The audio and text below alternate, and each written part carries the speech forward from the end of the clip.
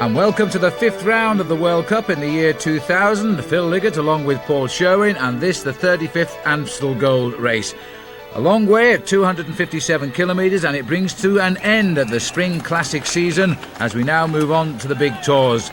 Well, we're joining the action here now as the riders are making their way onto the Keutenberg, which means there are 72 kilometres still to race. We have a small breakaway in progress, and the man up here is the new world champion, Oscar Freire.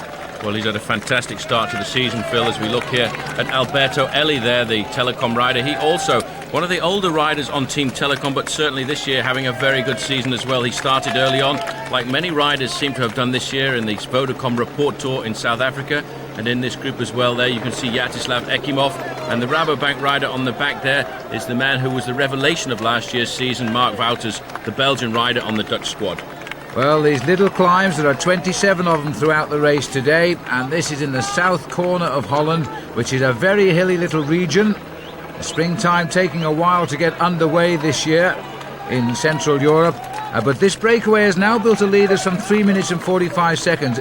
They've been a tenacious lot in the peloton today.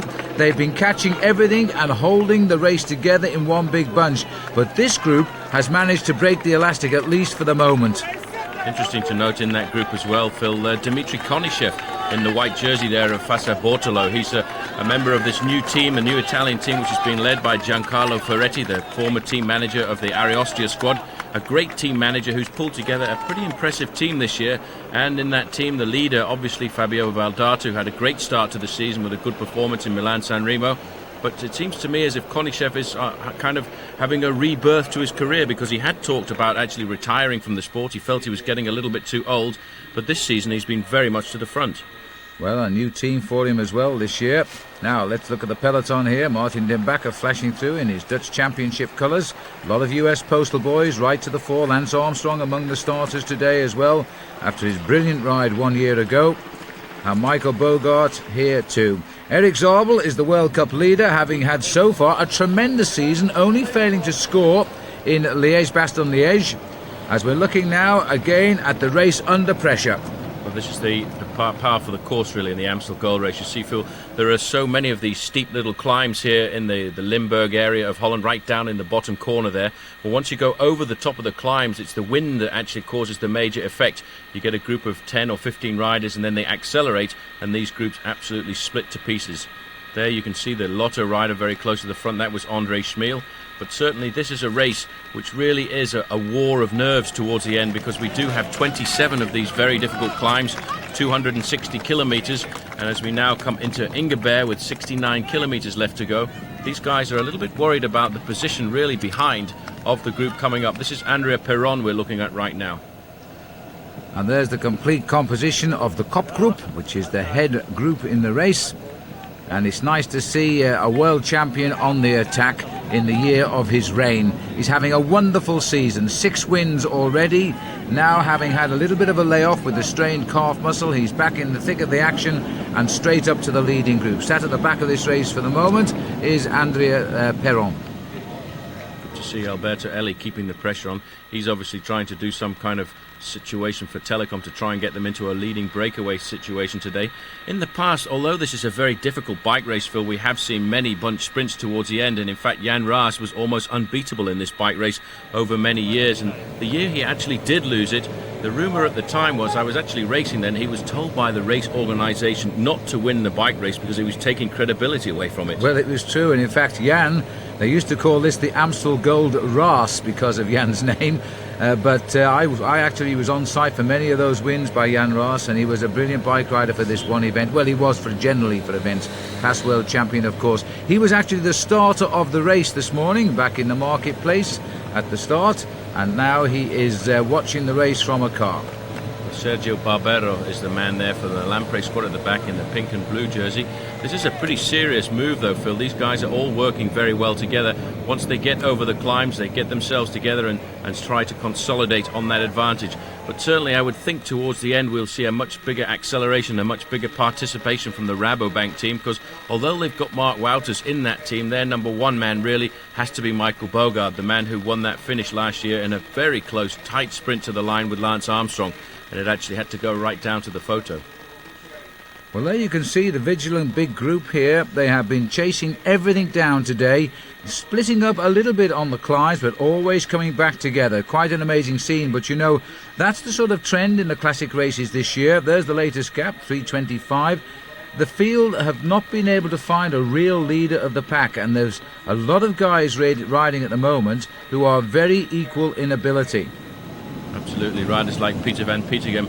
This, although it's a fairly hilly classic, is a classic that can actually go across to the chances of a man like this. Barbaro here in a little bit of difficulties. We go down this descent. The next climb of the day, Phil, is going to be the Cowberg as they drop here into Valkenburg, and this is the corner that in fact was used in the World Championships on 2 occasions back in 1979 when I actually raced it, and you can't believe the number of people there were on the side of the road. Well, this is a lovely area, southeast corner of Holland here. It is a holiday part. A lot of the Dutch people come down here for a week or two, and there's beautiful scenery here, very varied terrain, and plenty of nice cafes and things to do. The Coburg is a 12% climb. It's a wide climb, and as Paul has said, in fact it was here, Paul, where Jan Ross won his world title back in the 70s. Absolutely an incredible sprint finish, and it was two years on the run that in fact the Dutch took it, because the year before the world champion had been Gerry Kneteman. Now the riders here coming through Valkenburg know that they've got this very difficult climb of the Cowberg, then they drop off at the top down into the valley once again, then climb back up onto the same main road before heading back down into the town of Maastricht. And once they go into Maastricht, then they've still got a very big loop to do, and that other loop that they do, Phil, actually takes them into Belgium for a short while before coming back into Maastricht for the finish. Konishev and Perron in reverse order on the front of the riders here. A chance to look at the colours of Faso Bortolo. But there's a massive crowd here to watch the race, and the Dutch supporters really love cycling. But this is the only major classic race on their cycling calendar, the Amstel Gold race. They also have the Tour of Holland, that is their other major race. Other than that, most of the events are held on closed circuits within the small towns. The police don't like closing the roads down as they do for these two major events every year. That is quite remarkable when you think of the number of Dutch cyclists that there are, that there aren't more major events in the actual country. They have to go abroad to race in France and Belgium and even down in Spain and Italy. And surprisingly enough, for a fairly flat country, they produce a number of very good climbers. Well, they're heading up after the Coburg. The next climb will be the Musenberg, which will be climb 26 today, and with 40 kilometres left to go. Looking through at Ekimov in his new US postal colours, back with the boys in America after a brief respite away with Vini Calderola. Just look down there at Valkenburg, Paul. What a massive crowd. And it's a real holiday atmosphere whenever the Amstel Gold race is on as well. Unfortunately today the weather is magnificent, although a little bit chilly at the start. It was 14 degrees Celsius, which is only just over 60 degrees Fahrenheit. But certainly it's a holiday for the Dutch today. They come out, they wait at a nice point on the course, they find themselves a good bar, they have a few beers, wait for the bike race to come by, and then immediately it's straight back inside to watch the finish on the TV. And how nice when you're the national champion of your country and you're right on the nose of the peloton on the climb of the Cowberg, as Martin Den Bakker is here. It's the second time he's worn that tricolor jersey as champion of Holland. And the big boys are on his shoulder. Also off to our right there, we've got Lance Armstrong trying to get his nose up front. What a brilliant ride he had in this event last year. And I think his form, little and sure, is coming good for his defence of the Tour de France. Well, I reckon his preparation has been ideal. It's just about the same as it was this time last year. And Armstrong certainly not overweight like some of the other contenders for the Tour de France later on in the season, because amazingly enough, earlier in the year I saw Jan Ulrich Phil at the Vodacom Report Tour. He was looking in pretty good shape. He came back to Europe, put an awful lot of weight on. On the other hand, Armstrong has had a very difficult winter with a lot of places to visit, a lot of presentations to go to, but still he's managing to get himself slowly into the form which should bring him a good attack at that title, the Tour de France, a victory again this year after a magnificent performance last season. Well, Marcus Seberg setting the tempo on the front here now, and he's come up that at a very quick rate, but there's others willing to work here. Looks like a Palmans rider, or is it... Looks like it might be David Rebellin, actually, who's yes, moved up to the front there. He's on the new Liquigas team there. That is an Italian team, and he's come up here to try and put in a fine performance in these hilly classics. We saw a lot of him in Liège-Bastogne-Liège just a week ago. But in fact, that little acceleration has split the field over here, and this is an attack coming from André Schmiel.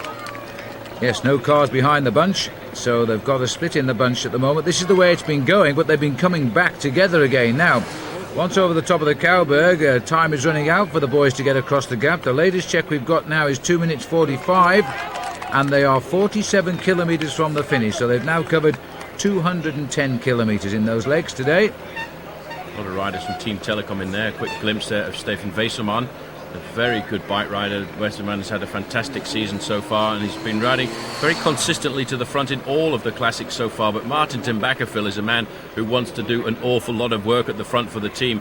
He had a fantastic campaign last year in these series of races, the Flèche Wallonne, Liège-Bastogne-Liège and the Amstel Gold race, and today he seems to me as if he's doing an awful lot of work, and most of that is obviously being done for the team leader Michael Bogard.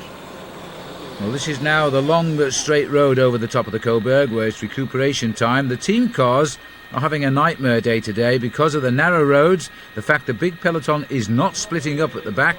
The team cars cannot get through to the riders. They've started to feed the riders now from motorbikes because they can't get to the cars for their bottles. The Mappe cars got in amongst it there, but I think he will be getting an earful from the race referees from the position he was in. This is the leading group. This little climb actually is a little deceptive because you've come over the top of the Cowberg and you think you're going to drop down into Maastricht, and what happens is you take a right-hand turn off the road, drop down into the valley just on the outskirts once again of Valkenburg, and then climb back up to the ridge, which takes you slowly down into the river towards the River Maas and Maastricht. The leading group are still riding pretty well together, although Mark Wouters, the rider from Rabobank there, wearing number 7, looks to be suffering just a little bit, and that information will certainly go back to the team management at the back, because today Rabobank really want to win this bike race, Phil. It's so important for them. As you said, it's the only major bike race here in Holland, and for them to get a win on home ground is primordial. Yes, and last year, of course, it was Michael Bogart who got the victory. He's not had a very good start to the year, actually, but he's certainly in this race today. And back in the main field, as we've seen, 2 3/4 minutes back, as the race pressure stays on the front. Alberto Elli going through there, and Yekimov looking for a little bit of the back of the tail. This is an attack here from Sergei Ivanov, the Russian champion, now riding on the Farm Fritz team, and formerly TVM, of course. It's another new team now, sponsorship in its own right. And this man has some tremendous speed in those legs. He tries to rip away from the front, but you see, they'll let nobody go today, Paul. This is very unusual to see such a big bunch at this stage of the Amstel. Absolutely, there's a huge bunch, and it is on the final circuit, once we've actually gone through the finish line in Maastricht and out onto that final loop, that the attacks are going to come, and I feel certain that then the main field will split. This is what it looks like at the back, though, and it's certainly not very easy at all. The US Postal rider right on the back of the group here is Tyler Hamilton, and that's not the place that he's normally used to at the moment. But let's not forget, Tyler Hamilton is thinking about prospects further down the road, especially the month of July, when he's going to be very much called upon to help Lance Armstrong at the Tour de France. Complex year for the top riders this year with the Olympic Games. It always is, of course, but it's not just the Olympic Games this year. It's a long way to Australia to compete in them, which means you're taking a big slice out of your cycling season at the time when you really can't afford to do that. Tour of Spain is slightly overlapping the Olympic Games as well, and of course the World Championships follow, and the Classics in October and late August. This is Yevgeny Spruk, so it's amazing to see this guy. He's had a fantastic Classics campaign so far, Phil. We've seen him aggressive in every round of the World Cup so far. So, strangely enough, even riding very well there in Liège-Bastogne-Liège just a week ago. He's a very adaptable rider. He had a great Paris-Roubaix, a good start to the season in Milan-San Remo as well, and he's always prepared to have an attack. Stefan Weisselmann now has decided he's going to leap out of the front to try and toughen the race up for Telecom. He's another man that's having a wonderful year too on Telecom. We think him as a new professional, which he isn't, of course, but he's only just really become a big figure in the whole scene of professional cycling. As a man in the peace race, the Berlin-Prague-Warsaw it used to be called, he has had tremendous results there. I think he's won it 3 times. But now he's mixing it on the top team alongside Ulrich and Zabel. This man is coming out in his own right. Absolutely, he's a very strong rider. You can see the build of him though, Phil. He's a very squat rider on the machine. He has got a very good sprint when it comes down to the end of a lot of these bike races, and he's now got away over the top of this climb. He will now have to face again the long main road down into Maastricht, and when they do come into Maastricht, they've got that other very tricky and difficult loop. For the main field, as you've said, Phil, once again, not letting anybody really get too far off the front of the pack, because I think they want to keep it together to have a real showdown on this final circuit. And it is a very difficult final circuit with the climb of the Mausenberg, and 2 times they have to go over the St. Petersburg which is a small climb. It isn't really all that much, but just 1 kilometre, but it's very, very difficult, and that's where we normally see the platform and the big attack coming on the run into the finish line. Well, the wind not annoying the riders as much as normal in Holland today, which to some degree is probably the reason for this bunch staying together so much. There's nothing to break it up with those crosswinds across the barren lands of parts of Holland. The race will pop into Belgium to complete its final circuit before coming back to the finish at Maastricht, where it started some hours ago now. Over 5 hours, in fact. There's Bortolami on the right of our picture there with the yellow helmet on.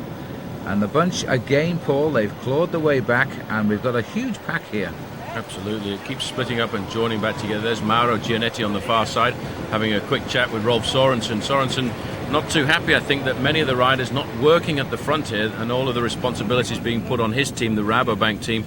Well, they are the team of the defending champion, the winner last year, Michael Bogart, and if they want to win this bike race again, they're going to have to do the work themselves and assume all the responsibility. And it's interesting to note that for the first time, we're not seeing a lot of work being done by the Farm Frites team. In the early season races, like the Tour of Flanders and then Paris-Roubaix, we saw an awful lot of work being done by the grey jersey of Farm Frites. But today, I think they've decided to tactically cool it down just a little bit and maybe save something towards the end. 52 kilometres to the finish. About 32 miles there. And this breakaway, which has been shaping up for a long time now, and dangled off the front at just over 3 minutes, is still dangling off the front. There are 1 or 2 passengers, not least Mark Wouters on the back here. Looks a little bit overweight to me, Mark, but it's a long year and plenty of time to lose those pounds. But he had a wonderful season last year, winning first of all the Tour of Britain in fine style, and then going on to win the Tour of Luxembourg. Sadly, he crashed out in the Tour de France. Well, look at that, Phil. It's 2 minutes and 5 seconds, so it's not really coming down very quickly at all, this gap, despite the fact that we can see a long line in the main field of riders really keeping the pressure on at the front of the pack. They're not really eating into that advantage. This group of 8 riders at the front, at one time they had a lead of over 4 minutes, but it certainly isn't coming down as quickly as I would have expected to on this run in here into Maastricht. Well, even Maastricht has got complicated street furniture these days. The team cars are relieved. At least they can get up alongside their charges now and have a word. It looks as though these might be trying to get through to the head of the race and up to the 8 leaders. They're not going to, because it's such a complicated route through here. This is a route that takes the riders on a small way to get into Maastricht, and then in a few moments' time they'll have to cross over the River Maas, and then they will go through the finishing line, and once they cross the finishing line they will head out onto that small loop that actually takes them across the border and into Belgium for a very short while, and some very difficult climbs as well. Well, these team cars have been waiting absolutely ages. One hasn't got through, but they are trying to get up to that leading group of 8 riders. And there's the warning with the red flag there about the split in the middle of the road. Certainly the Fassa Bortolo car's got through. He's gone up to the leaders. He's got 2 men up there in Perron and Konishev. But the tempo being done, this looks like the style of Andrea Tafi here at the head of the peloton. They are keeping a good tempo, and the gap is still not big. Words of advice now. That's Sergio Passani, the team manager of the Mapei squad at the moment. And it is so rare, Phil, to see a world champion riding so aggressively as this man, Oscar Ferreira. Amazing to think that last year he had just 14 days of competition before he went to the World Championships and leapt out of that pack in the final kilometre to take only the second world title for Spain, which is quite remarkable when you think of Spain as one of the great cycling nations. They've only had 2 world road racing champions. Eddie Mazzolini's the Polti rider. That's new colours for him, ex-Seiko. And looking at Dmitry Konishev there, looking for his car, as is Andrea Perron. There's Ekimov. It's coming down. 2 minutes now because Vesemani's gone back into the field. And it's a very tenuous lead. This bunch is enjoying the chase, I think, but they're not splitting up at all. Onto the Petersberg now. Well, this is the Petersberg. It's right after the finishing line. It's a very difficult climb, and very often you can see the main field split up here into small little portions. These are the 8 leaders. They're still surviving, Phil, and they're now on the way to the little lap that takes them out into the countryside of Belgium, then coming back here to Maastricht for the finish line. The top of this climb is very often the launch pad for somebody to try and jump away on the final attempt at this climb, because they come up this climb with just 5 kilometres to go before the finish. But at the moment you can see these guys are keeping very much together, trying to work as a very good group, as a good unit, and they seem to have been doing that. But certainly number 7 on the back here, Mark Wouters, trying to get his hand into his back pocket and get some food out there. It's very much the policeman for the Rabobank team, and I think he's had the order not to work with this group any longer. Well, tradition dictates that the Amstel Gold Race is a battle between all of the Dutch-sponsored teams, and they would actually destroy their own chances rather than see a rival win, because they don't like victory going to a rival team in this Dutch event. Back to the front here, Servaes Knaven of Farmfleet setting the pace. And just on these narrow roads, the opportunity is rife now to go for it, but nobody is actually breaking this field up. They certainly haven't decided to go forward yet. Stefan Weseman was the telecom rider very close to the front and still riding in the top 10 or 15 places, Phil. I caught another glimpse of Lance Armstrong, and maybe he's thinking of a little bit of revenge last year, because he feels that he was a little robbed in that victory in the sprint towards the finish line, because Michael Bogard sat on him on the way down to the line and only just managed to get by him in the sprint. And I think a little bit more experience in sprinting, and Armstrong may well have been able to get the win there, but it was so close on the line. And we also had that incident with the motorbike, the press photographer, that caused the accident when the 4 riders were together, and we'll never know if Marcus Seberg could have pulled off the biggie. This is Filippo Casagrande just holding on to the back there, brother of his more famous Francesco, and he's having a difficult time on the climb now. The thing is that on these narrow roads, you see, you're forced into a long line and you have to slow down, then it really hurts to accelerate again. And there is an acceleration. You can see the long line of the main field there. 1 or 2 riders getting popped off the back over the top of St. Petersburg here, and the work now is starting to come from the Farmfleet's team on the front. We've seen consistently Servaes Knaven in the grey jersey. Knaven is turning out to be a very good worker for the team. We are here in the streets of Maastricht. You see, we've gone through the finishing line, over the top of St. Petersburg, and this is the finish that the riders will come down a little bit later on, when they will just have 1 kilometre to go. But unfortunately, they're now going to head out onto a large loop into the countryside. Well, let's see if they can hold it together. They are far from safe here. In fact, I would say they're not going to make it unless somebody livens this group up a little bit.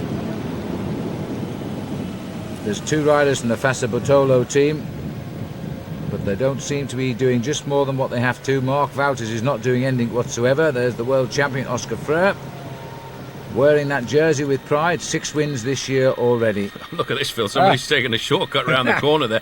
And that's the problem, actually, with racing in Holland. There are so many of these directional islands, so many of these central bands down the road, which are very steep concrete bands, that in fact it does cause a whole lot of confusion, and everybody's now trying to keep in contact with the bike race. Well, it's every which way as far as the riders are concerned, and when they're scrabbling, let's watch the picture down bottom right there. There's the lone rider. Actually didn't make the corner at all. He did a little bit of cyclo-cross there, and then good decision to go left, and he's got back in the race. I wonder who he was. Well, you can be certain that his team mechanic will be checking that out, and he won't be too happy, because the riders use very special tyres for bike races like this, and the mechanics look after them, and they scrub them with a brush, they scrub them with sponges. And when a rider at the start rides through a parking lot or takes to the side of the road, the mechanics are not too happy about that. Eddie Mazzolini. And this is a word in the ear of Dmitry Konishev. Speaks fluent Italian, of course, has an Italian wife, but he's Russian. And in fact, the team cars are now relieved, because they've at last got up to their charges. They must have felt rather deserted, these boys, because the narrow roads have meant no help at all for them. Bottles have been sent up on motorbikes, but they're now able to give them a full layout of what's happening behind. This car coming through now, in fact, is the car of the race director. And the race director of the Amstel Gold Race these days is, in fact, Leo van Vliet, a former top professional rider who raced on the top rally squad for many years. And I know Leo pretty well, and he's definitely pretty happy to still be involved with the sport. Yeah, most interesting character. If I remember rightly, he beat you in your amateur days, Paul, didn't he? Yeah, he certainly did. He actually beat me in a race called the Criterium de Vainqueurs at the end of the season in a small town called Colchester.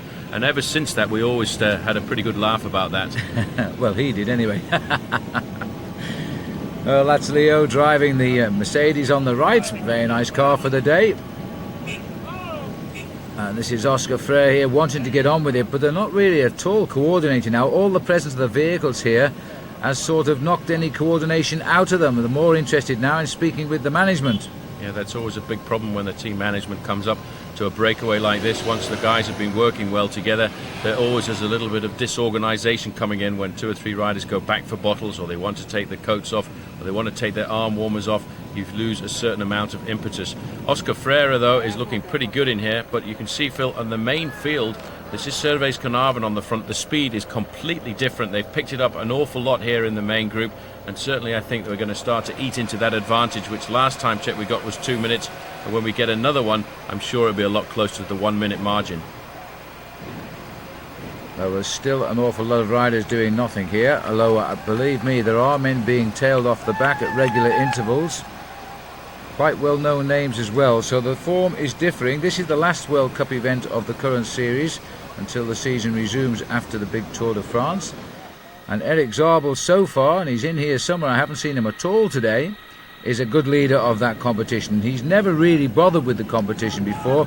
He only rode a couple of the events last year, and the points he scored on those couple of events would have given him a 9th place overall. But there is a minimum qualifying number of races you must ride, so Zabel didn't appear in the overall result last year. Well, it's amazing to see that, in fact, Eric Zabel is going to have a hard time living out this season, Phil, because it was reputed he'd done 20,000 kilometres of training before Milan-San Remo, and he will have put another 5,000 or 6,000 in since then. So certainly he's going to have to take a break, I would think, after this race, the Amstel Gold race, if he wants to be competitive at the Tour de France, and then further forward down the season for the Olympic Games in Sydney.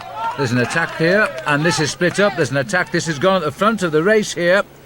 And I'm not sure, but that's Eddie Mazzolini in the Polti jersey, being joined by Ellie, I think Konishev and Frere. So we missed the attack, we were with the bunch, but they've suddenly split this field, and gone now is Ekimov and Wouters, among others. Well, this is the Mausenberg, 6%. It's not a major climb, but it certainly was enough to split the field at the front, or the group at the front, which was 8 riders, and that was a very good attack there by Eddie Mazzolini, trying to come across now Sergio Barbaro. He's missed the split there, but he's digging very deep over the top of this climb, and you can see, Phil, the crowds are unbelievable here at the Amstel Gold Race, and certainly there will be attacks here in the main group as well. On the front, it's still Cervez Carnarvon, but there's a big grouping there of Rabobank riders. They must be thinking about some kind of plan too. Well, there's Cervez up there, but I'll tell you what, also gone there was poor Andrea Perron, caught on one leg by the attack of Eddie Mazzolini. We'll see if they get back together once they're over the top of the Musenberg, which is the 26th of the 27 climbs. There are, in fact, 30 climbs in this race, but they don't count 3 of them for some reason, and just a total of 27 is a part of the competition. Well, the field here on the same climb is still keeping steady tempo. Let's get back up. These are the 3 dropped riders here, because that is Perron, and we've also got ahead of him Ekimov and Wouters, and they look as though they're finished because there's huge tracks of daylight in front of them now. Well, that's not going to be too good for Rabobank, and they certainly now must come to the front of this bike race. They were counting on this man. There's the gap there, 21 seconds between the leading 5 riders and the 3 who've been tailed off. But more importantly, I think, Phil, where is the main field? Because they are hammering along behind, and certainly they will be boring down. You can see them clearing the gap now between these 3 riders and the bunch, so certainly I reckon the main field cannot be too far behind the whole of this bike race. Yes, they sent the neutral service car there, past the 3 on the right to the leading 5. Here comes the Express, driven by the Farm Freets boys, and trying to get this breakaway now brought back together, because they're running out of time here now. We're running out to inside 40 kilometres to go. They need to close it down, but if they do close it down, we are going to be treated, I think, to a bunch sprint of a massive bunch of riders here, and that hasn't happened really since the days of Jan Ross, I would think. Absolutely. I can't imagine that that's going to happen, Phil, because there are some very difficult climbs still to come. Those 3 have actually been brought into the fold by the main field, I reckon now, or they're about to be at the moment, and the gap just 39 seconds. Andrea Perron is the man at the back there. Vyacheslav Ekimov doing his job today for the US Postal Service team. But Ekimov has had a very good start to the season, Phil. We saw him win the 3 days of La Panne, which is regarded by everybody as a pointer to the Classics condition. And then he rode a great Tour of Flanders and a very good Paris-Roubaix as well, helping George Hincapie again to a top performance there. And Mappe must be absolutely delighted with the way Oscar Freire has suddenly become a big man. When you win the world title and you've done nothing in your life, and then all of a sudden you're thrown in at the deep end, but they are bringing him through nicely. But he is living in the best company. Those 6 wins were not easy wins for him. As you can see now, he's enjoyed this breakaway in the Amstel Gold. I'm not so sure it's going to stay away, but clearly he's got a lot of strength there. He certainly has. He's a fantastic bike rider, and I think he's very lucky to have changed across to Mapei, because they will build him and actually develop and work with him over the next few years. As we look now at the distance between the leading group of 5, Phil, and the group of 3 behind, it's just inside the 1 minute mark, and the main field, in fact, at the moment, as we look, is right on their tails. There's one long, thin line of bike riders down there now, and it's the Rabobank team who are pulling it along. The gap is about 1 minute 20 now, so they've halved it, and they're closing in slowly but surely. But it's still a fair way to go. There's still another couple of good climbs as well. We're around about 35 kilometres to go to the finish. We've still got 3 more climbs to go, Phil, and the most difficult one obviously is the Eben, which is the next one up, followed by the Hellenby, and then the final climb of the day, St. Petersburg. This is Rolf Sorensen on the front, and you can see now a change in the tactics at the front of this bike race, because a lot of the Rabobank riders now realise that they don't have a man in the break, and the responsibility certainly is theirs if they want to win this bike race again. Still, it is a fairly large group left at this stage of the game, and a lot of orange jerseys now coming to the front. Well, the whole point of putting in the Hallenbay climb at the end was to break up any possibility of a bunch finish. Well, I'm not so sure. These boys have been coming back every time they've gone over the top of a climb. All the Rabobank team are here now to try and shut down this attack, and so too the Farm Fleet. So it's a one-on-one as far as the Dutch are concerned, and that's the shortest gap we've had for a long time. They've got them down now to 57 seconds. There's Tyler Hamilton just creeping into the shot there, so feeling a little bit better in the latter part of this bike race. I haven't seen Lance Armstrong for a short while, Phil, but I do believe that he is still in the race at the moment, and if he is showing the form that he was showing this time last year, he must be pretty close to the front of this group of what is around about 65 bike riders now. I would say, yeah. But only one team, possibly 2, doing all of the pacemaking here. The rest are waiting for an opportunity to see if this leading group, which is now down to 5 from 8 riders. This is the day that Holland closes its roads to a big-time race, the Amstel Gold race. Started in the mid-60s, this event, and I must say I've seen most of them over the years, and there's been some excellent racing because of the nature of the course. This is a very strange pattern today, though. It is, but it's also a very nervous race as well. 34 kilometres to go. For a lot of these bike riders, Phil, the first part of the course out in the roads of Limburg are very dangerous because of all of these directional islands. We're now going to a part of Holland where there are not quite so many. The roads are a lot more open, and this man is a man capable of winning here today, Phil. This is Johan Museeuw, the winner of Paris-Roubaix this year, and certainly everybody now believing that he's come back to the form that he had before his accident 12 months ago, and he really is, for me, the bike rider, the classic rider of the 90s, and now he's racing in the 21st century. Absolutely, and the way he won Paris-Roubaix this particular year was superb. I was looking there at his leg. There was no evidence of the scar of his operation there. It may have been on the other side, of course, but it is the left leg that was so badly damaged. An incredible comeback, really, one of the great comebacks in the sport of cycling, because not only did he nearly lose his leg, Phil, but he almost lost his life. And if it hadn't been for his wife, who in fact trained as a nurse, he probably wouldn't have called the doctors that night, and he may well have passed away, because he's a tough man. He thought, well, you know, it's normal that it hurts after an accident like that. I don't really need to go to hospital.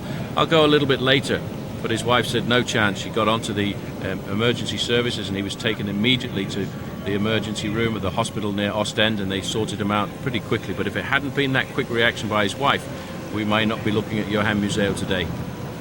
Hardly bears thinking about. Here comes Eddie Mazzolini's car. New car for him today. Polti, ex-Seiko. Alberto Elli, grimacing at the back and not looking as though he's going too well now. And the Polo team car can't get through. Try the near side. Well, let's not forget Alberto Elli is probably one of the oldest bike riders in this breakaway, Phil. He's pretty close to 34 years of age. He's been around for an awful long time, but he certainly is riding very well, and he's a man that can be counted on, especially for the Telecom team when they go through to the Tour de France later in the year. You can see now there's an awful lot of pressure. There is Eric Decker and Michael Bogard, and pretty close to them Lance Armstrong as well. But now you can see the leading group of 5 there as we look back down the road. You can see the main field have certainly eaten into that advantage, and pretty shortly I think we're going to see what we call in Italian gruppo compacto, everybody together. And absolutely amazing that is going to be as well. Valmiera, 30 kilometres to go, less than 20 miles to the finish, and this breakaway is still there and hoping. Oscar Freire checking them all out. There's Ellie sitting at the back. As Paul said, he's a bit long in the tooth these days. He turned pro, in fact, back in 1987. So he's one of the gentlemen of the professional peloton. He's had a few wins. He's won something like 25 races. He's actually held the King of the Mountains jersey at the Tour de France as well. But he has, over the last few years, turned into being a very solid bike rider over all the terrains. You know, he's a tough man, and the kind of man that you need when the racing is very hard over the big mountain stages. But the man on his inside now, wearing the world bands, Oscar Freire, he's a young bike rider. He really is a major surprise to the world of cycling, and a fresh surprise as well, because certainly having won that title at the end of last year, he's come out and proven that the curse of the rainbow jersey is certainly not on him. Great to see. Oh, well, that's not good news for him either, though. 35 seconds, and the Rabobanks are bringing this train along now, having taken over from the Farm Fleet. I don't think they can possibly survive now, with the climb still to come and 35 seconds only in hand. I was about to start discussing who might win the sprint in that breakaway, Konishev or Freire, but it looks like it won't matter now. It'll be academic, because these boys are going to have them very soon. Absolutely, they've decided what they want to do. They realise they're coming into the tactical part of this course now, and they know that Michael Bogart is a very strong bike rider, and they reckon that they want to keep this bike race together, because they think that he's the man who will be attacking once we get to the next couple of hills. Alberto Elli, I think you're right, Phil, is starting to suffer a little bit on the back of this group, and the man who's the freshest and the man who's the most urgent in pushing the moves at the front is Oscar Freire, but with 35 seconds advantage, it must certainly all come together pretty soon. Yeah, Barbaro, who was the last to get across on the split on the Musenberg, is actually riding very well now. He's recovered and he's taking the line through, followed by Mazzolini, but Ellie has stopped working completely. His argument will be, well, my World Cup leader, Eric Zabel, is in a group which is coming up at 35 seconds. Every excuse not to help them break away. But the presence of him here at the moment actually takes pressure off the Telecom gone. squad. And in fact, he's decided he's going to move forward and try and keep the group going just a little bit longer, because as long as he is here, it in fact takes pressure off Telecom, and they can sit in that group. And for Eric Zabel, he's having an armchair ride at the moment, because his team has not had to do any work at the front of this bike race. Well, everybody here seems to be giving all they can give right now. It's been a long breakaway for them. Ellie himself driving now, as Leo Van Vliet rather, goes through on the right of us. Looking back down the road there, Phil, you can see the motorbikes. The motorbikes at the front of the main field, so it's very much inside the 30-second mark now. And still Oscar Freire, he doesn't want to give up at all. He wants to keep the pressure on. He wants to try and go clear. And interestingly enough, his tactic today was to go out on the attack, because Oscar Freire is proving to be a very rapid sprinter, and I would have thought he would have adopted the attitude of a man maybe like Eric Zabel, to sit back and wait and hope there's a group of 25 or 30 riders in with a chance of a sprint to the finish. Well, that's normally the way it should be, but as we pull back here, I think we're going to see a huge pack of riders, and there they are. At this stage of the Amstel Gold, it's not unprecedented, but it is highly unusual. Absolutely, the work being done by the Rabobank squad there. You can see the champion of Holland in third place, Martin ten Bakker. Himself today being put into a situation where he's having to do an awful lot of work for the team. They didn't have too much pressure on them early on, because they did have a man in that early breakaway, Mark Wouters. Now he's being caught by the main group, and we're being put into a situation where the Rabobank squad are having to come to the front, support the whole weight of the race, because nobody else at the moment is too keen on pulling back those leading group of 5.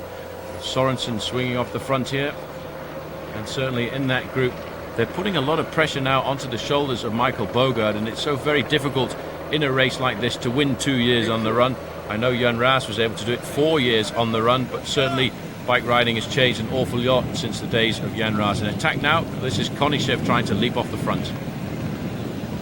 Well, can they? I think they've gone. Well, they're not going to go anywhere, are they now? That was the last gasp by Konishev to try and cause a reaction. But they're just about spent. Nobody's too strong to break away from that group of 5, and this bunch know now that they are bringing the Amstel Gold Race all back together again. And I don't know how many's down there, but it's at least 60 or 70 riders this morning, or this afternoon rather, from the 190 that started out. Konishev is carrying on. He's still trying to go over the top of this slight drag in first position, but he's really just prolonging the agony because the main field is here. They've picked up the 4, and in fact there's only just one man resting a little bit further up the road, and that's Dmitry Konishev, and pretty shortly they're going to be on his tail, and there it is. 27 kilometres from the finish, and the catch has been made. Now the riders waiting for who will make the next move. We've still got the steep climbs to come, and maybe the organisation who slipped this climb in a few years back to try and stop bunch sprinting may be very wise here now, because they may get a group away on that final climb. It's only a short stabby climb, but it could hurt the legs. The next climb will be the climb of Eben. And moving to the front there, Phil, a lot of US postal riders getting into the action as well. Maybe they're trying to set something up for Lance Armstrong. Armstrong so far has had a pretty easy bike ride here in the Amstel Gold Race, and he is the kind of man who's got the explosive acceleration on these short climbs in the Limburg part of Holland here to get away and force a group of 5 or 6 riders clear. Now, big chance now. A lot of riders in here are going to feel their chances have suddenly been enhanced. They'll know how they're feeling, of course. Sprinters can start drooling a little bit, I think. We haven't seen the World Cup leader Zabel, but we understand he is in that bunch. There's been no reports to the contrary, and he's been hiding nicely, but he's going to start thinking again now of more World Cup points at this point. Absolutely. Now a little discussion here at the front. This is Leon van Bon from the Rabobank team having a quick word on the far side with Mark Wouters, who was in that breakaway a little earlier. Yeah, I wonder what he's saying to Mark. Mark's giving him first-hand impressions of what it's like to be out front for half the race, and he slipped to the back now. Van Bon hasn't had any performances this year yet. He's a rider that tends to come to form around about June, so he may be a little bit early for him as they come off these beautiful streets in Holland, these residential streets. But they do have a lot of problems in Holland now with traffic furniture and humps and sleeping policemen, as they call them. Well, everybody's getting a little nervous now, Phil, because next on the agenda is going to be the climb of Eben. And over the top of that, there's only around about 25 kilometres to go to the finish line. Saint-Simeon, 4.5%. 27th climb of the day. 2 or 3 riders, 4 riders managing to force off the pace, but you can see the big line there of the main field. They really are putting pressure on themselves at the moment, trying to get at least a small group of riders clear off the front of this pack. Well, the big team surely can start manoeuvring now. US Postal trying to get in here. Here comes an attack by André Schmil. Schmil always can smell opportunities. This man knows when to make moves and test the water, and he's giving it a go now.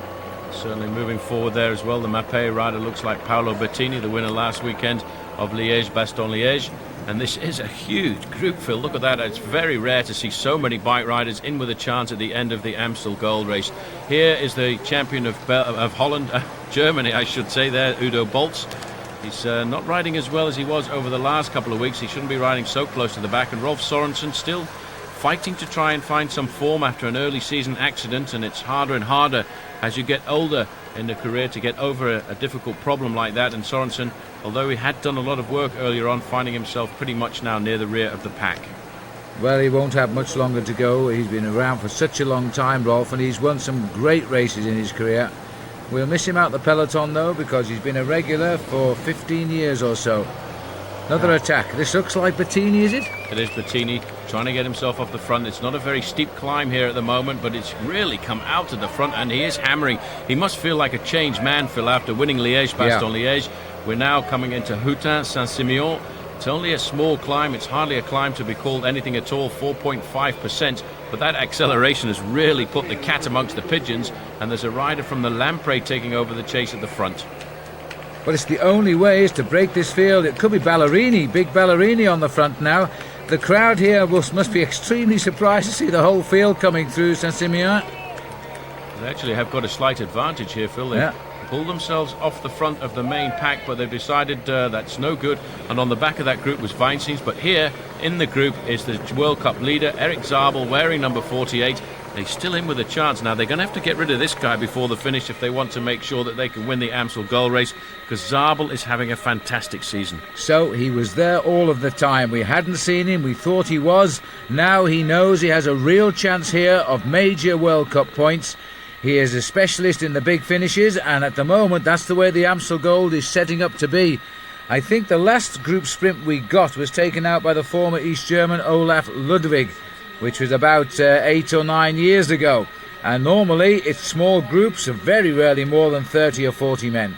Well, I'm not sure there's going to be a bunch sprint today, Phil, because the time seems to arrive when a lot of these riders want to attack. There's an Once rider going off the front there, and it may well be Laurent Jalabert. Jalabert is in this group, but it's a much smaller rider, so it could well be that it's David Echavarria. We've seen him riding so well over the last 2 weeks or so. But Once now coming to the front of the bike race. We're seeing so many different teams coming to the front now, Phil, trying to put the pressure on this event. And also reminds me, Paul, we haven't seen anything of Laurent Jalabert either. He's in there somewhere too. Absolutely, but Team Telecom are very attentive. A lot of pink and white jerseys very close to the front. And Stefan Wesermann is the man there in third position. Wesermann really is a hard worker. He's not scared of going to the front of a bike race and doing as much work as possible. Well, Once, the team that's always supported the World Cup events, hello for the Spanish, they never seem to do well in the World Cup races. The same applies to Kelme. But Benesto are rarely seen here. And now another terrific attack here. Now this is the only way they're going to break it up. Keep on launching it with lots of power, but they've got to have people willing to come forward and carry it on. That was Sprook, and immediately onto his tail was Andrea Taffy, and Stefan Wesermann once again looking for the move today. Stefan there on the left-hand side, but Taffy, boom, immediately across and onto his tail. All back together. Wesermann sits up and plays around in his back pocket there. Jeroen Blijlevens, Polti rider, one of the big transfers of this winter season coming across. Surprising to see Jeroen Blijlevens still in with a chance as well, Phil, because Blijlevens normally has a very difficult time here at the Amstel Gold Race, and he will be moving forward now to try and hope that if there is a split on the next couple of climbs, he's going to be in the front half of the main field. He too is a man really looking for good early season form, because he hasn't had the start to the year that he normally has. And that was Sergio Barbaro, who was in the breakaway there, who was just touching Blijlevens. And at 22 kilometres to go, it looks as though the Telecom boys, Ralph Aldag on the front here, are now driving for Eric Zabel. Zabel must have said something to them, because they've taken control now. And look at this ripper off the left. Well, that's Taffy. You can't mistake that style, straight out of the main field. He's a great bike rider, Phil. I love to see him racing. He uses the motorbikes all of the time. He tries to catch out the cameraman just to get a little bit of a slipstream off that machine. And he's not doing anything wrong at all. It's the motorbike from the TV who has to get out of the way. Oh, well, that was an absolute scorching attack, because I thought the bunch were going pretty quickly till Taffy came by. But I would think that right about now his legs are screaming. He's a star. I really love to watch him race. He's unbelievable, the style of him when he comes out of the pack. Let's just have a look at that one more time. You know, they're going full bore. There's Aldag on the front of the main field looking for his teammates, and bang, Taffy hits them. Well, that's a fabulous attack, and that's the way to do it, but I'm not so sure after an effort like that he can keep it going. This has been a very quick race today. It's in excess of 41 kilometres an hour as we go under 20 kilometres from the finish now, but it's not an easy 20 kilometres. It certainly isn't. We've still got two very difficult climbs. 91 there. We could get a quick glimpse of Peter van Petegem. He's a good bike rider, Van Petegem, and he certainly will be looking for a chance here to come out with a victory, because it looks at the moment, Phil, as if we are going to be treated to a very large group, because we still have got at least 50 bike riders in with a chance here of taking out the Amstel Gold Race. Well, it's a long straight road, hardly conducive at this point to a breakaway, but there's 4 or 5 riders trying to get it all together here. This is Taffy, and this is the next man coming along. It looks as though it might be Wesermann. And in fact, Alexander Vinokurov. Yeah. Very similar style, a short, punchy style of this young man. Another of the great winter transfers. We've had a lot of very important transfers during this winter season. Vinokurov has been brought across from the former Casino team, and he's certainly looking forward to the Tour de France. A winner of the Dauphiné Libéré, a very great climber. And these are the events where we start to see the climbers for the first time. Liège-Bastogne-Liège, Flèche-Wallonne, the Amstel Gold Race. And certainly that was a great move by him to get across there. But it looks now as if one of the Farm Freaks riders is trying to get across the gap. Well, we'll see if we can get up to him very shortly. We've got Weinsteins also in the pack. There he is, 132. Number 1, Michael Bogart. All of a sudden, he's taking an interest at the front of the race now. This is a very different bike race this year, and Taffy has started what he hopes will be a breakaway. But in fact, Vinokurov has gone forward. There's 2 more coming across here, and this looks like Martin Dembacke latching on. And getting right onto the back there as well, that's Giuliano Figueres, a very good teammate of Paolo Bettini, the man who won last week, Liège-Bastogne-Liège. Now this is looking like a serious move, and this will be a nice move for the Mapei riders, because they'll have 2 riders in this leading group. But look how difficult it is for Martin Dembacke to get onto the wheel of those riders in front. But actually, as we speak, Phil, it's all coming back together. Well, I didn't expect that. I thought that group was certainly going to go places, but obviously thinking about the possibility of a win for Vinny Calderillo moving forward here, you can see Mauro Gianetti. They are all working for Francesco Casagrande. Casagrande will think, I think mainly, Phil, about an attack on the final climb of the day, the St. Petersburg. Well, we saw how good he was on the Huy, the wall of Huy, at the end of Flèche Wallonne when he stomped up there and took the victory. Right, now this has got to be showdown time on the Helen Bay. It's 18%. It is a nasty climb, and those with any legs left have got to put home the hammer now. Second position there is Peter van Petegem. This is the back of the main field, and it certainly is more than 60 bike riders, and this is the point where they really are suffering. The sprinters now will be holding on. Peter van Petegem launches an attack here down the gutters. As Peter goes, you saw the hands go by Vini Calderola there saying, come on, this is a move, we've got to get with it. Well, decision time, boys. Here comes Bettini, winner of Liège-Bastogne-Liège in fine style. David Rebellin looks like he's making a move at the head of the field as well. But look at this serious effort by Peter van Petegem. He's another great bike rider. You know, he's not a very good climber, but certainly on these short, explosive climbs that we have in this part of Holland, he knows how to jump out. He uses his sprinting ability, the kind of speed that he's learned on the track. He trains on the Ghent track throughout the winter season. But you know, they still haven't snapped the elastic. Paolo Bettini is trying to get onto the wheel of Van Petegem, and as we speak, in fact, David Rebellin coming across there as well. And a little bit further back is another rider from the Rabobank team, and this looks very much like the big face of Eric Decker. So we've now got all these riders. This is Bogart. This is last year's winner who's come across. And so we've now got 4 or 5 riders here making the best of the tailwind. And there's a group. Weinsteins has just come across as well, and that is Marcus Seberg, the rider who might feel robbed last year when that accident with the motorcyclist caused him not to be in at the kill with his famous sprint. A bit further down, this is Vyacheslav Ekimov at the back of another group. Ekimov has been in the front of the bike race for an awful long time, and this may well be the decision, Phil. This may well be the time that the group has gone. 2 of the riders in this group were in the front of the Amstel Gold race last year. The man sitting on the back there, Marcus Seberg. The man there wearing number 1, last year's winner, Michael Bogard. But Peter van Petegem is the man who really blew this race apart on that climb there of Helen Bay. And that was a great move by him, and what he needs now is for the rest of this group to start working. There is Paolo Bettini, the winner of Liège-Bastogne-Liège. The big rider coming through here from Palmers is Van Dijk. Yes, that's right, so he makes up the 7. We missed that one, but all 7 are here now. If they got down to the finish, of course, Seberg is a big candidate for a win, and there he is. So injustice last year when a carelessly parked motorcycle took out 2 of the 4 leaders. He was one of them. And you know, he might well have won that race in the sprint. As it was, Bogart just hung on to beat Lance Armstrong. And I said at the time, if it had been anywhere except Holland, Armstrong would have won. I think the extra home power there brought him over the line first. Absolutely. The last lunge for the line was the most important one.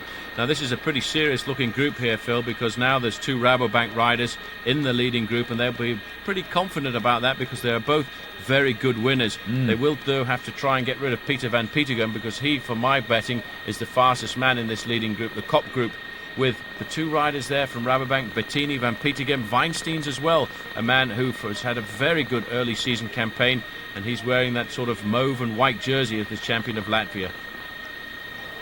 Weinsteins is a man of the future, very much so. We're going to be talking about him for many years to come. There he is on the far side of the camera. And still the memory card team now. That's a new team on the front working hard here. Well, they've had Tristan Hoffman in trouble at the back of the field today, which is unusual for Tristan. He's such a man for the classics, but he's having an off day perhaps. This looks like Taffy on the front. He won't be too happy at that either, Phil, because having such a great season in the classics, he really was looking forward to performing well here at the Amstel Gold Race, and that's just the way it goes in bike riding. Sometimes you can have a bad day, and especially in your own country, well, that doesn't go down too well. The Francis de Jeux rider there, in fact, in second position is Frédéric Guédon, a winner last year a winner a couple of years ago, I should say, of Paris-Roubaix, and the man just in front of him was Stefan Herlo. 15 seconds between the leading group and this group here, and still an awful lot of US Postal riders in there. Good to see as well. Ralph Aldag giving us a nice strong look at the camera as he went through there. There's Vyacheslav Yekimov still here. He's done well to hang on, really, hasn't he? Because that was a tough breakaway they were all in earlier. And at the back there, the Mapei rider, one of my favourite bike riders, Wilfred Peters, a definite number one man to have. If you have to pick your dream team in professional cycling, you would always want a man like Wilfred Peters there, because he is such a stalwart, such a tough worker, always ready to come to the front and work when needed, and always has great morale as well. Well, this is the leading group here. What wind there was strong and right behind them on the climb. You see by the Belgian flags there, because that's where we are right now. These are roads in Belgium. Was right behind the leading group when Peter van Petegem attacked. He's pulled away some excellent quality bike riders, but I'm not so sure whether they can stay away, because the vigilance of that group today has been something special. The last year's winner, number one, Michael Bogart. It's always nice to come back and do it again, of course, at least appear in the attacks if you can't do it. Climber Saint-Pierre, 8%, and Telecom now. I think that's Vesseman on the front. Yeah, but what's more important, Phil, there, in fifth place there, you caught a quick glimpse of the white jersey of the leader of the World Cup. Telecom have now decided they want to shut this bike race down. They've got a fairly good group. They know now that there's only this climb and then the final climb of St. Petersburg to try and keep this race together. So they're going to try and pull back the leading group and try and keep Eric Zabel at the front of this bike race for the final two climbs of the day. And then he's certainly got a great crack at taking the victory. But the most important thing to do is to try and pull these riders back at the moment. And looking at the man who wears number one, Michael Bogart, he doesn't look that fantastic. No, he doesn't, and this group does, and they're coming back together again. Mercatoni Uno having a little dig here now. Looks like Marco Velo trying to get off the front there, trying to break up the big charge on the front of Team Telecom. Team Telecom will not let him go too far off the front, but they'll keep themselves organised. And in fact, that acceleration there from Mercatoni Uno has brought the 7 leaders almost back into the main field. And in that main field, Eric Zabel, Johan Museo, and still Laurent Jalabert. It's impossible to pick a winner right now. This group is going absolutely nowhere as we turn back towards Holland. Those 7 leaders, we think it's Marco Velo bridging the gap down there for Mercatoni Uno, but it won't matter. It'll all be academic in a minute. Our cameras are out of it now because of the proximity of the bunch, but we can see everything here as the catch is made from the helicopter. There's a crash, you're right. That's going to be of major importance to the bike race. What on earth caused that? I think they were all scrambling to the left-hand side of the road, trying to stay on the wheel of the man in front of them, and boom, they all went down. And that will split that main field, but the Telecom guys were all in the front. Well, there's the split that we see, and I wonder if our cameras realised it, because I don't think they have actually. The helicopter's continuing the race. Well, we saw what appeared to be a pile-up. They split the field, don't know who's in it at the moment, but we've now got 3 bunches here trying to make echelons in the crosswind. Well, that was unbelievable. They went down like a bag of potatoes, and it was certainly somebody touching the wheel of a rider in front. And still, this will give the advantage a little bit to the riders off the front here, because a certain amount of chaos will come. Let's take a look at that once again. Well, what's to the right of our picture here? And goodness knows how it came to happen on the road. There it is, a touch of wheels. The 2 riders have gone, possibly 3. They must have touched wheels, Paul. Unbelievable the way they went down. They just went down, bang, and then they were on the ground. It's one of the riders from Faso Bortolo who's gone down there, I would think, because this is the rest of the main field trying to move forward to the front of the bike race. It could well have been somebody like Andrea Perron who was involved in that, but the guys we're looking at now are the guys who've been blown away from this Amstel Gold Race at the moment, and they are not really in with a chance of a kill. Right, as we look here at the race leaders now, still struggling to come together as they descend off the climbs. They're all together again. We are hearing that in fact Laurent Jalabert has been involved in that crash and is out of the race and possibly on his way to hospital, so let's hope he's okay. Well, that's really unfortunate for Jalabert, because he was having a pretty good race. He rode very well last week in Liège-Bastogne-Liège. He did a very good Flèche Wallonne, so his season was starting to hot up. And I hope for Laurent Jalabert that it's not too much of a problem there. This is the big river, the Mars, the Meuse, they call it in France. And this is the race where we cross over and then head down towards Maastricht for the very last time. And very shortly, Phil, we will be looking at that final climb of the day, the St. Petersburg. Back towards Holland again, and that was Bettini leading the charge. These riders are sticking together like glue today. I must borrow some of that when I go out with the boys training, because this has been a very, very good race in many ways, but disappointing in others, because the riders are just allowing nothing to get away. They're scrambling it back together again, but there's a split now, and ironically caused by the crash, and it looks to be 16, 17 riders up there. Absolutely, you can see them, and now this is the rest of the main field are just trying to get down that descent. It's a very tricky descent, but for these guys it's basically all over. They're more than a minute behind those two groups, which are much further up the road at the moment, and that 17-man group is going to be very important. But there's a man trying to get across at the moment as well. We saw just a few moments ago from the helicopter, and I think it will be interesting to see whether or not Eric Zabel has made it across on the descent. Let's see if we can identify some of these riders now, because this could well be at last the split that makes the Amstel Gold race this year. And that's Stefan Westermann for sure there, having a little dig, and he looks over his shoulder, but there's the split, Paul. I do believe it's coming back. Well, it really is going to go down to the last few kilometres here. The blossoms there, you can see springtime really making this a remarkable day today for the Amstel Gold race. But what a great move by Stefan Westermann, and they haven't actually taken up the chase behind him, Phil. And he is a tough bike rider, you know. If they don't chase him down soon, he could well find himself riding to victory. Passing one of the big locking systems here on the Meuse, or down the road that takes us, splits Holland and Belgium and Germany and France. And we're coming back over the bridge again, and it is Stefan Westermann who's made his move and gritting his teeth. Difficult ride, a long straight road alongside the river here. He's just going to have to go. He has that wonderful style. He always keeps his head up and crouched forward on his end of his saddle, and it's not the sort of streamlined ducking and diving style we often see. Well, you can see now, Phil, that in fact there is no organised chase behind. Still groups of 4 or 5 riders trying to get across, and that will give the advantage to that leading group of 17 men at the front of the bike race at the moment. But certainly we still do have a very difficult climb to come over. Well, this looks to me as though it might well be Johan Museeuw, or is it Wilfred Peters? It's Wilfred Peters who's got himself in the split there with the Polti rider. Peters, always a man to be counted on, trying to pull the bike race back together. He's obviously been given a little bit of freedom today there. The man on the far side is Bart Voskamp, the Dutch rider on the Polti squad. He too is trying to pull himself up to that leading group of 17. But it's still so much anybody's race here, and the riders know it. And as they come here now there's a shutdown here. The Vini Calderola boys not too happy, and nor are the Lamprey riders. And so they've had a slowdown, and if they allow that to happen, then of course the break has gone. It'll be interesting to see, although, Phil, we did have a lot of those riders from Team Telecom on the front. I'm not sure whether or not Eric Zabel is in this group. Roman Weinstein certainly is, 132 there. Champion of Latvia, a very good man when it comes down to the finish. And on the front, it's Team Telecom setting the pace, so that looks like Stefan Westermann. It looks as if his breakaway came to naught, and he's now decided to change tactics now and ride for the team. Now, where is Zabel then? Zabel, as far as I know, is not in this 17. He's back in the main field.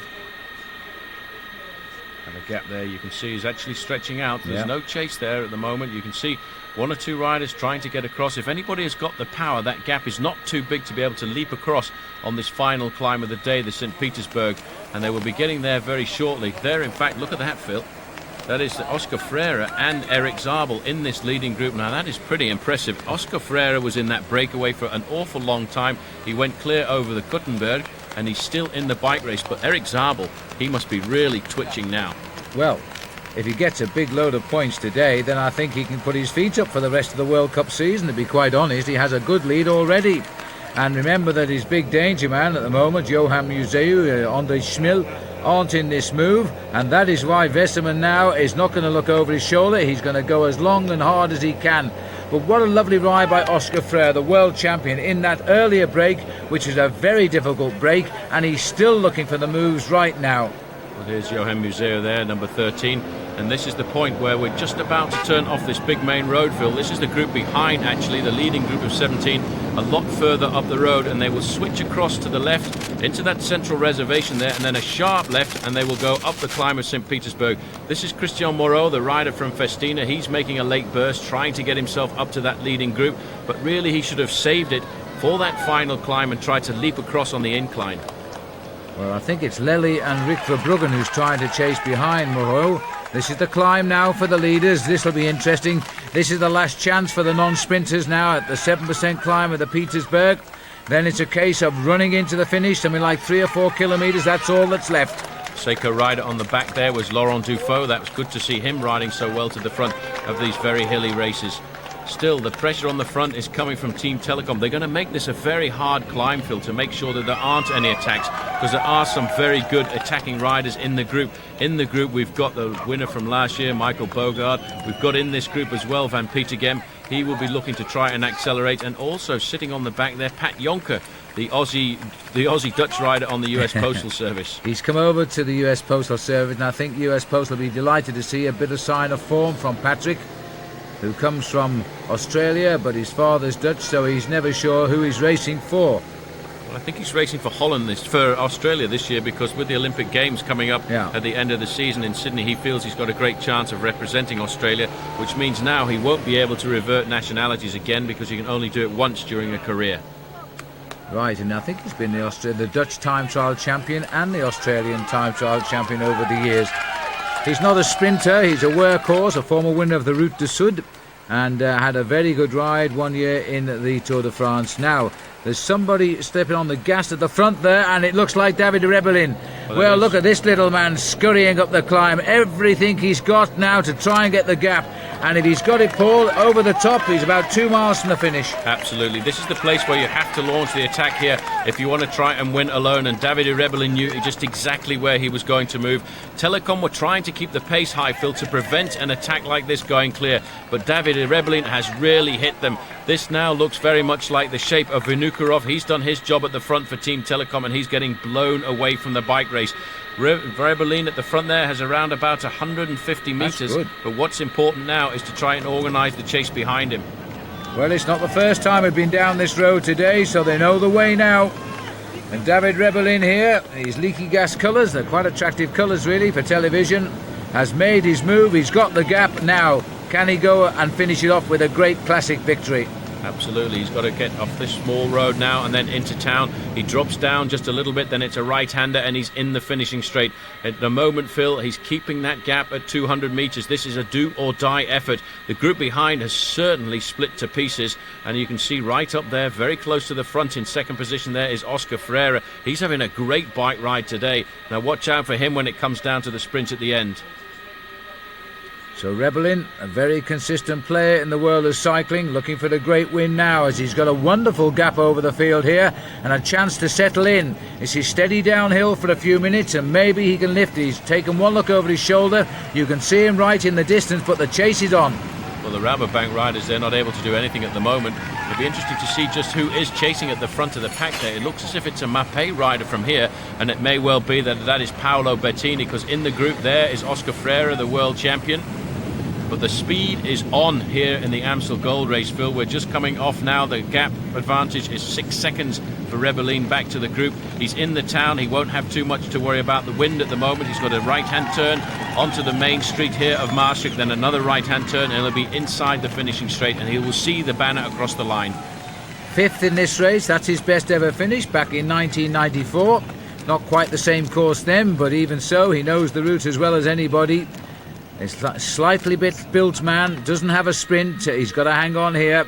It's a very, very long run-in, and we're now onto the main road into the town centre here. They look to me from the air as though they are closing it down. Well, it still looks to be around about the 100 metres. Somebody's taking up the pace, making at the front. A change of leaders on the front of this group. Very shortly we'll be inside the 1,000 metre banner, and there it is. And this group is really hammering down. Pat Jonker taking up last position. We're going down now alongside the bridge which takes the cars over the River Meuse, or the Mars as they call it here in Maastricht. And he's now very shortly going to turn right here, Phil, and he will be in the finishing straight. Well, it's a fabulous effort, Paul, by these riders, but I think Rebellin, he's thrown down the towel, but surely he can't hold off the sprinters. He hasn't got the gap. Well, he's got to keep going, but look on the front of the main field, the pink and white jersey there, that is Stefan Weissermann.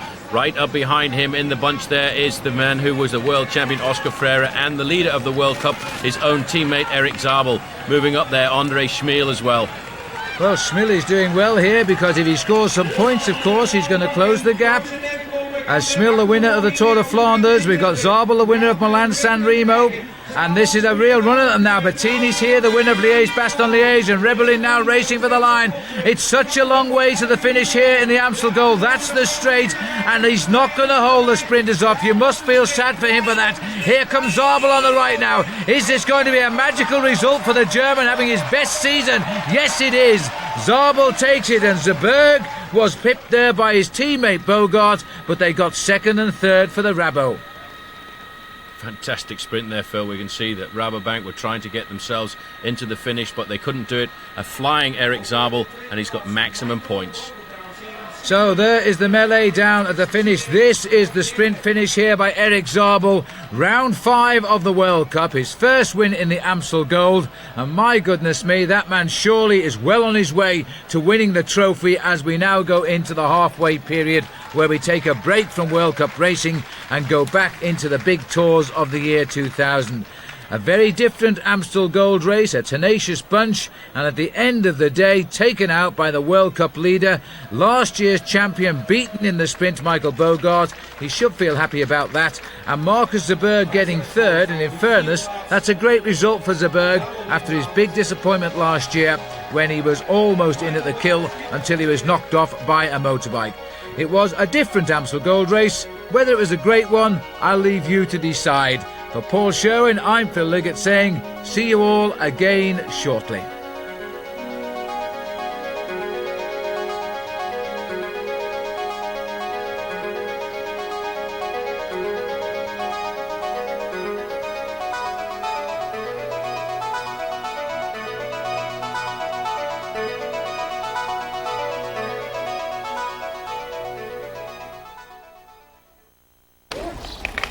Looking for the conventional travel bike? Then the Bike Friday is for you.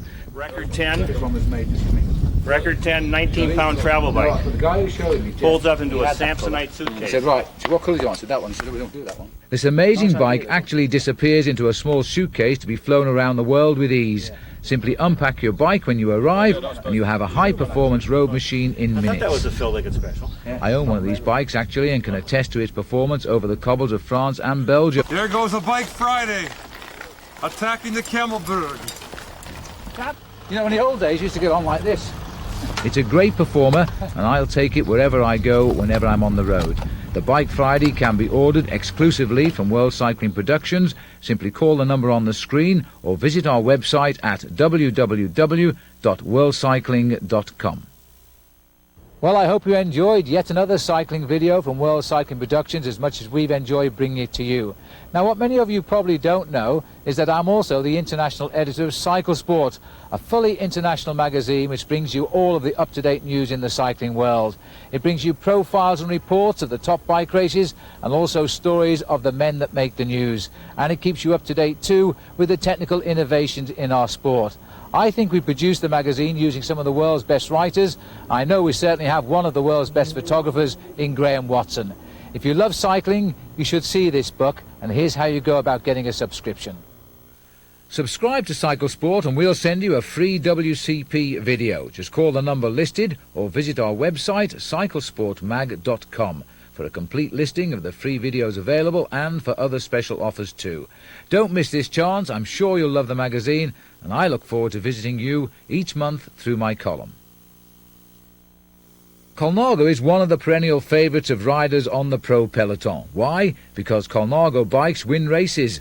Over history, Colnago bikes have been ridden to victory in the Giro d'Italia, in the Tour of Flanders, and a record-breaking 5 times in Paris-Roubaix. In fact, they've won the last 5 out of 6 editions of this great event. Now that's one amazing bike. World Cycling Productions is the exclusive catalogue distributor of Colnago frames in America. To see more about these magnificent frames, simply call the numbers on the screen for a World Cycling Productions catalogue, or visit our website at www.worldcycling.com. WCP is one of the largest Colnago dealers in North America, with selection and pricing to ensure that you can own one of these magnificent bikes.